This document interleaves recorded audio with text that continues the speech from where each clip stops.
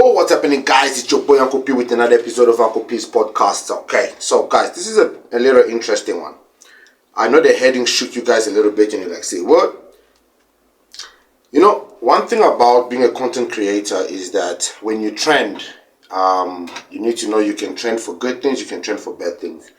And people start researching you and trying to find ways to hurt you and trying to put your business out there, threaten you, your kids, send messages to your family. And I've reached that stage. I've reached that stage of where I think I've rubbed a certain group of people the wrong way, that they've gone to the extent of making massive threats, even getting to the family. Now, there's a few things I'm going to cover up on this so that we can get it over and done with. Now, first of all, a conversation with the people that have been threatened has been had, and they have told me to continue to do what I'm doing. They are not bothered, they're not scared by the messages that they were sent, and they feel strongly that the message and what I'm putting out is clearly something massive and big, that it's bothering people to the extent that they are threatening my loved ones. My loved ones have told me that they are not scared, they're not worried. They did. The ones that were contacted. The reason I decided to do this specific episode was specifically because of this guy, Michael Onotu. I've never seen him in my page before, but he's very busy today. The last couple of videos he's been insulting and swearing and everything else. I tried to search him on Facebook and I found him. I believe this is him. Thank you, Jesus, for your mercy. Thank you for adding another year to my year. You know, guys, I understand that the content that I put here upsets a lot of people. Upsets a lot of people, specifically Nigerians, because they feel like I'm insulting them. They feel like I'm putting them in a bad way. Guy comes, he says, damn guy, those guys in your video, they are from the tribe who commit major crime around the world. Learn about the signs on the channel you played before talking about it. Those are the drug dealers you have in size. Essay, learn from their names. So somebody replied, identifying the tribe is not our responsibility, and Nigerians in Nigeria, whatever tribe of origin, which is quite weird. Nigerians now want us to separate these individuals according to tribe. And Nigerians are Nigerian the same way South African is a South African. A South African is not, you guys are not judging Zulus or Xhosas or Vendas. You guys are judging South Africa as a general. So this guy has over 11 comments so far. There's even more right now. There's over 30 now. And he's just going on. You must ask, I must ask you why you went to South Africa to marry a white woman. South African inferiority complex is your problem. So I answered him. Somebody said, your mind is too shallow. Love has no boundaries. It only involves feelings, irrespective of being black or white. The whole world. And then he responds, nah man, that boy called Uncle, I can read through him. I'm not sure what this guy can read, but I responded to him. I said, so I am not married. One, let's make that clear. I'm not married and I've never been married. Currently dating. Yes, I just started a new relationship. It's been like 2 weeks so far. I have 2 babies with my white partner, woman, after 6 years relationship, and 2 babies with my black Congolese partner after a 10-year relationship. I got 4 kids from 16-year relationships. So if you're gonna come at me and insult me, at least have your facts. Okay? If you're gonna come and attempt to cook me, have your facts. Okay? So I've never been married, and yeah. Somebody said again, deep neck, trust that your PR isn't loud enough. The Nigerian you claim is good, bro. Yo, guys, listen. Moral of the story. Keep saying you are just a fool. The brother you are showing, there's just a lot. I can keep putting all the comments. Now, there's a big thing that I need to address, which is the beginning of this video, which stated that I am a rapist. Now, in 2019, for those of you that do not know my story, I used to be, I haven't retired yet, a professional MMA fighter, which is mixed martial arts. I'm going to put just a screenshot here. And I'm pretty good. I was a pretty good fighter. But I've always been one of those people that stood for what was right. So while I was an MMA fighter, as an amateur fighter, I realized the unfairness that the sport had, especially towards black fighters. Black fighters were being used as stepping stones for white fighters. And I didn't like that. So what they would do is, one thing that we black fighters didn't have was grappling, which is groundwork. So what they would do is, they would always put a black fighter with a really good wrestler or grappler. When they win, like with me, for example, you've got 11 wins, 11-0, and you've beaten everybody, you're knocking everybody out. And then they realize that you're good with your stand-up and you're strong, but you don't have any ground game, because for some reason grappling and wrestling is very difficult for black people to grasp. No idea why, especially in Africa. So they will then wait for you to accumulate good records, then they'll put you with a really good wrestler for a title fight, and then that white boy will become a champion. And he beat a black person who is 11-0. So it looks like it's fair. But the reality is, if you look at the skill sets, it's not fair. The same way like Conor McGregor versus Khabib. That fight was never fair, because Khabib was too good of a grappler or wrestler. He was always going to beat Conor McGregor, because he was never going to stand with Conor McGregor. For those of you that understand combat sport, you understand what I'm talking about. So, not to drag this, I basically saw this unfairness and I started my own MMA promotion called EWC, Extreme Warriors Championship. And in that promotion, within my second event, I was already bringing in over 600 people to come and watch my event. By my third event, I was the biggest amateur MMA promotion in South Africa.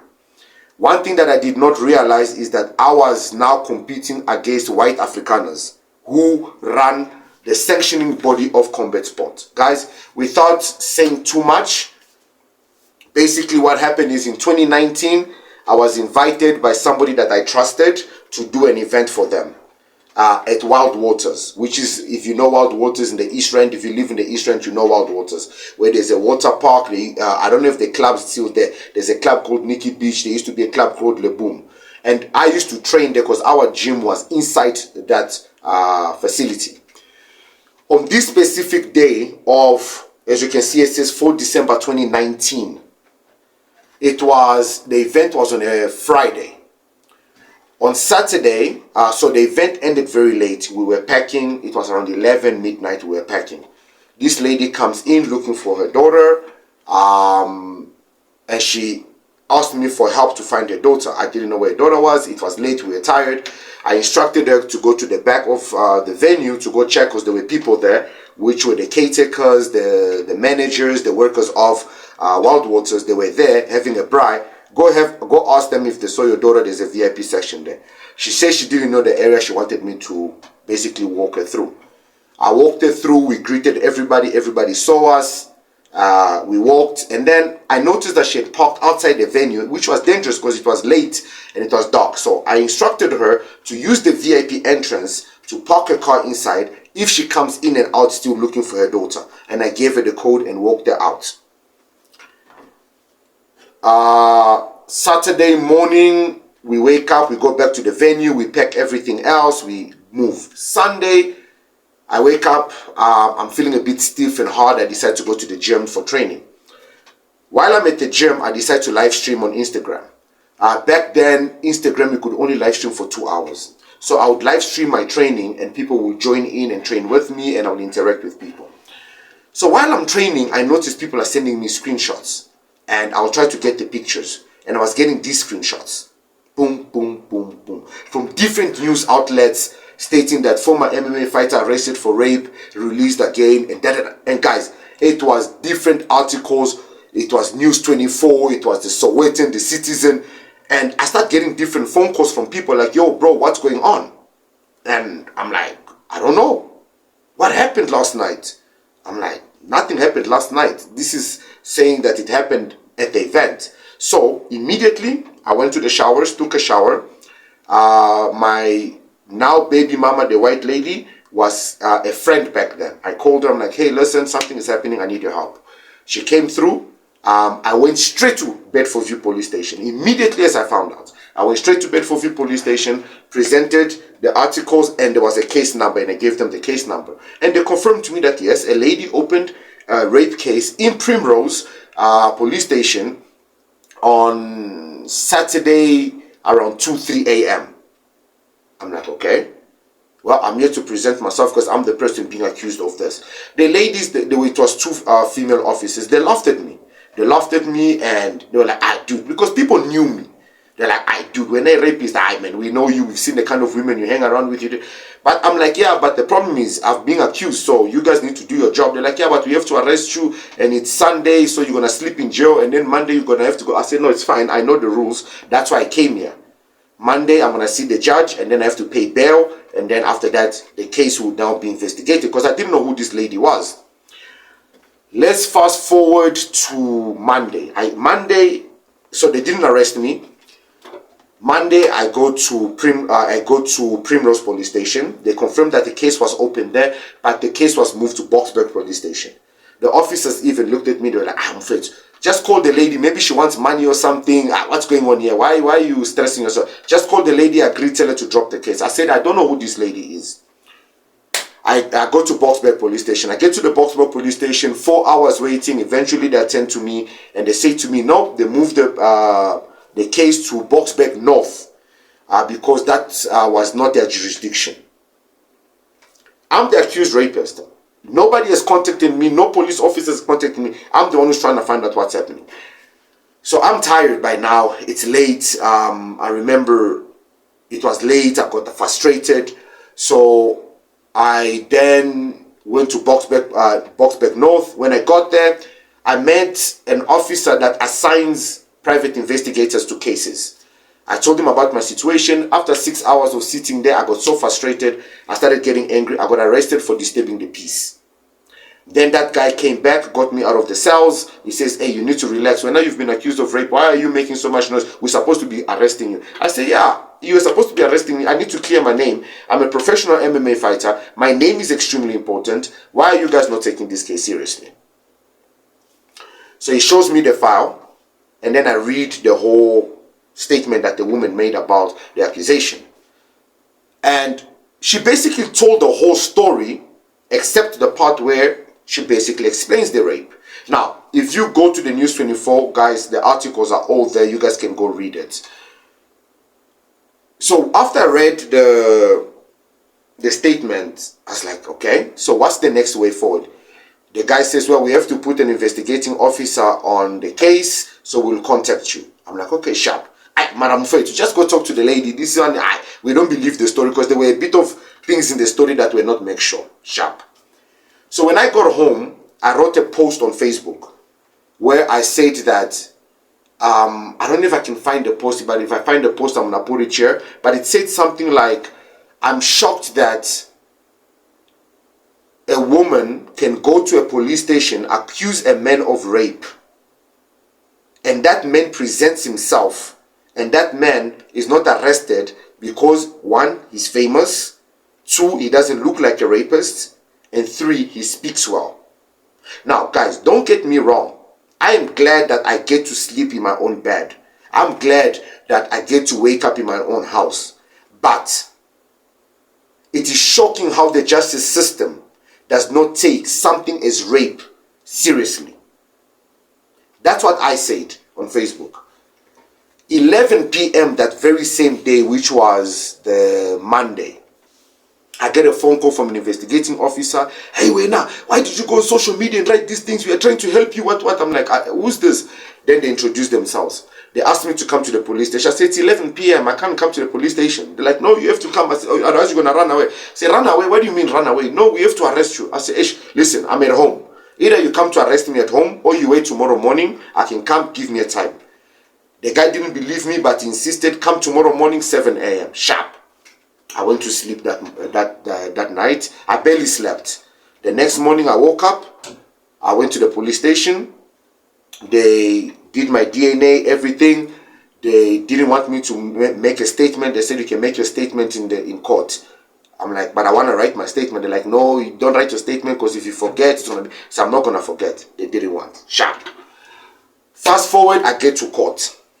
When I get to court, they put you downstairs by the cells until they call your name. Then you go upstairs. Then they let you know whether the case is postponed or what not. while I'm sitting in the cells, and I've been there now, it's lunchtime, they bring us tea and bread. I didn't want to eat because first it was brown bread, I eat white bread, and I'm forgetting that I might be in jail.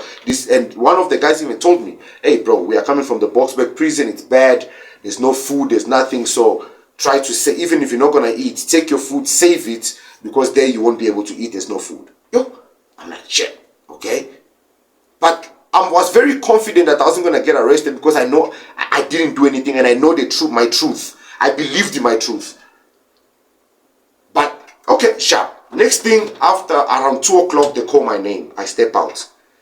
They confirm my full name, my address, my telephone number, and everything. They say you can go home. I say, what do you mean you can go home? Your case has been dismissed. I said, I don't understand. They said, no, how? So you don't want to be free? I said, no, I want to be free, but what do you mean my case has been dismissed? They said, no, your case has been dismissed because the lady dropped the charges because there was not enough evidence. I said, not enough evidence? That's not possible. That's not possible. That is not possible. But, okay, I said no. I need to speak to the judge. Why did I not speak to the judge? Why are there no documents? Oh, no, you must go to Pretoria. You'll get your documents there. I said, nah. I didn't believe them. They take me to the second floor to go meet up with the judge. It was a female judge. She confirms to me that the case has been dismissed. I need to wait for 2 weeks, then go to Pretoria and get a police clearance, blah, blah, blah, blah. I did that. Guys, for over a year, I kept going to Pretoria, no police clearance, until one day this other woman came to me and said, hey, sir, I see you come here a lot. What are you looking for? And I explained to her. She takes me into a room. They check the system. They said, no, this case is very much active. So I started to investigate, and then I found out that I was set up. This was not that I raped anybody. I was set up. And the plan was that I was supposed to panic and run away and leave the country. But I ended up not running away. I ended up sticking around. And me sticking around was an issue. But they didn't have an issue with me sticking around. For as long as the rape case affected my fighting career, me being a promoter, and me being able to do anything in MMA, they were happy with that. The people that had set me up. I did everything, guys, to try and get this case in court, and nothing. Until one day I came up with a plan. I realized that a lot of people didn't even know about this rape case. And the only thing that this rape case affected was my MMA career. So I called, without naming names, I called a specific company that sanctions fights, that looks for fighters. And I say, hey, I'm interested in fighting. Give me a fight. They're like, oh, wow, we would love to give you a fight. We've been like, come, yeah, definitely. The moment they advertised that I was fighting, the people who had set me up contacted them. Hey, this guy is a rapist. This. If you guys allow him to fight, we will not allow your event to happen. How? So then I get a call. Hey, listen, we can't let you fight because these are the accusations that are being said. We don't. So guys, I was already guilty without even being sentenced. So I asked that company, do me a favor. Don't remove the fight. Insist that you're going to allow me to fight. Let's see how far they're going to go. Within 2 days, I got a call from the sheriff of the court. They were inside my area looking for me, looking for my house. I directed them where their house were. They go to my house, guys. They didn't even knock. They walked right into my house. 2 Afrikaners, an Afrikaner man and a boy. Disrespectful. Hey, come here. And the young boy is like, oh, is he the rapist? I'm like, how can you walk into my house and disrespect me? Guys, I stood my ground. Say, you will not disrespect me in my house. Hey, they tried to be a bit. I said, not in my house. I stood my ground. They gave me a piece of paper. They wanted me to sign somewhere. I refused to sign. Because they told me that the case investigation has been concluded. I'm going to trial. How am I going to trial? I've never been questioned. Nobody's ever come to ask me anything. No witnesses, nothing. But anyway, sharp. I quickly call, get a lawyer, boom. The 22nd of November, I was in court. Guys, I went to court for a whole year. Postponed.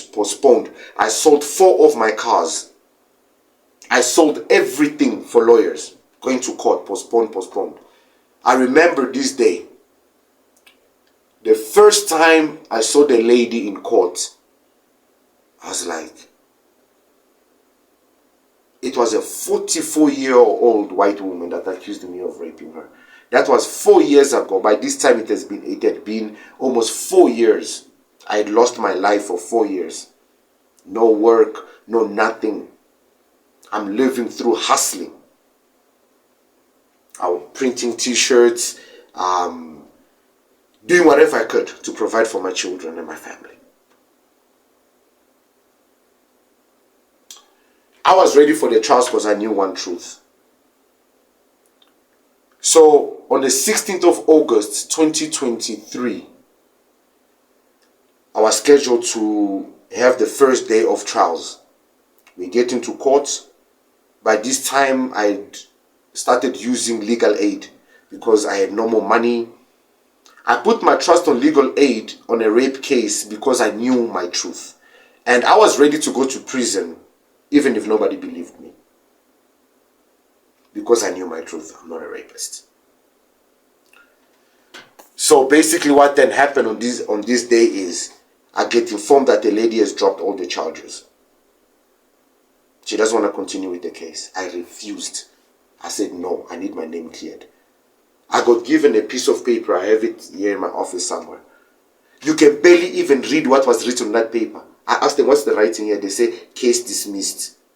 That's it. Like it was like guys, I lost, like by now, 2024, 2019, December, so 2020, I've lost 4 years of my life, gone. And she just dropped the case. Now, I needed to sue her for false accusation. But I had lost 4 years. I had to go through and court again, left and right and center, guys. Because the truth that they made one mistake. You see, where they accused me that I had raped that lady, which is Wild Waters. If you guys know Wild Waters in the East End, there are more than 128 cameras in that place. More than 128 cameras. And you are telling me not a single camera took a footage of me. And that lady forgot that the incident, when she was like, yo guys, like the reality and the fiction of this story destroyed me. But you know, because I knew my truth and I didn't run away and I stuck to my truth, I was a big, people, they think like I'm just a new YouTuber now. No, guys. The reason I'm good at what I do is because I've always been doing this. I was a big content creator with almost 500,000 subscribers. I had over 5 million followers and subs throughout every single social media. And I lost all that. Because for 4 years, I just went quiet. I left every single social media. My best friend betrayed me, deleted my YouTube channel. They deleted my social media. A lot of people were part of setting me up. You know, I've spoken about this before on my channel. If you go deep down under my channel, I've spoken about this before. One thing I don't do, and I won't allow anyone to think that they can threaten me with this story. You can't. I know my truth, and I'll always stand for my truth. There's a lot of men in South Africa, some are in jail, some walk around with false accusations, and they have to live with this. And this is my father's surname that I've tainted, and there's nothing I can do about it. The only thing I can do is walk around with a police clearance, that when I do dealings, and this hinders from a lot of sponsorships, a lot of deals, because people are like, hey, but the story is there. Because when I went back to these newspapers with the evidence, they were not interested. They were not interested in writing the story that the guy that went to 4 different police stations presented himself. The guy that cried foul. The lady just dropped the case and he lost 4 years. I lost, guys. There's nothing. Like if I had to sue her and start chasing her, I was going to benefit nothing. Some people ask them, why didn't you go back to combat sport? Because it's still run by the very same people. I tried to go back. I tried to start a promotion. If you guys know, I started a promotion called RFC, Resilient Fighting Championship. I used other people's image, but they were coming after me too hard and making it very impossible for me. Look at how MMA is in South Africa right now. It's not the same. Anyone that knows MMA combat sport, when I was part of it, it was big. I used to market and promote MMA in levels. I have an MMA channel. I'm gonna post it the name here. I don't do anything anymore. Now I did touch and go. But I used to have a channel even bigger than this. But I lost a lot of motivation. So guys, I have no secrets. There's nothing you can dig about me that will shock me, that will make me run away, that will make me no longer speak. I hold to my truth. I know my children. I know their mothers. I pay my dues. I take care of my children. I raise my children. I respect my family and friends. I speak my truth and I back it up. Guys, you think I don't know that I might get unalived? I might be walking, somebody hits me, shoots me, does this because of the things I'm saying, because there are stupid people that don't like the truth, like this man.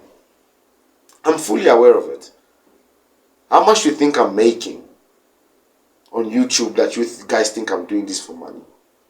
I'm not doing it for money. This is a bigger fight. Bigger than me. This is for my children and my children's children. Look at our countries. Look at Congo, look at Angola, look at all of our countries. Look at what's happening in Mozambique right now. And yet you are telling me that all this nonsense that you are saying. Guys, that's my truth. Nigerians, there you go. If you have any other expose you want to expose, go ahead. And guys, yes, I'm Angolan. I don't know what Angolans were supposed to look like. Epa. I've got a beard. I look the way I look. I was born in Angola. Whether you call me Congolese or what. Listen, guys, I'm legal in South Africa. I was born in Angola. I've never been to Congo. I've never been to Nigeria. Say whatever you want to say, guys. I know my truth. The question is, do you know yours? And are you willing to accept yours? Because clearly not. That's why you are trying to dig nonsense about me. I'm your boy, Uncle P. Enjoy the rest of the day, guys. Peace.